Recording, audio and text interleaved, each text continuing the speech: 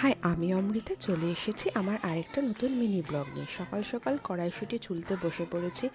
ধুয়ে টুয়ে নিয়ে কড়াইশুঁটি প্রেসারে সিদ্ধ করতে বসিয়ে দিয়েছি। কেন কি আমরা আজকে আমার বাপের বাড়ির বাগানের মধ্যে চড়ুই ভাতি করছি। নুন, সুগার আর ভাজা মশলা দিয়ে নিলাম সিদ্ধ কড়াইশুঁটির মধ্যে।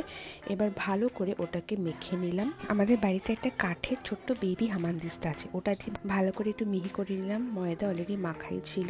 তারপরে কড়াই বসিয়ে গরম তেলের মধ্যে কড়াইশুঁটির মিক্সচারটাকে একটুখানি ভালো করে নাড়াচাড়া করে নামিয়ে নিলাম। কলা পাতার মধ্যে তেল মাখিয়ে নিয়েছি। এবার সবাই মিলে বসে পড়লাম লেচি করতে। এর মধ্যে পুর ভরতে অনেক টাইম লাগবে, কেন কি অনেকগুলো পুর ছিল আর অনেকে ছিল ব্রেকফাস্টের লোকজন, সবাইকে দিতে হবে।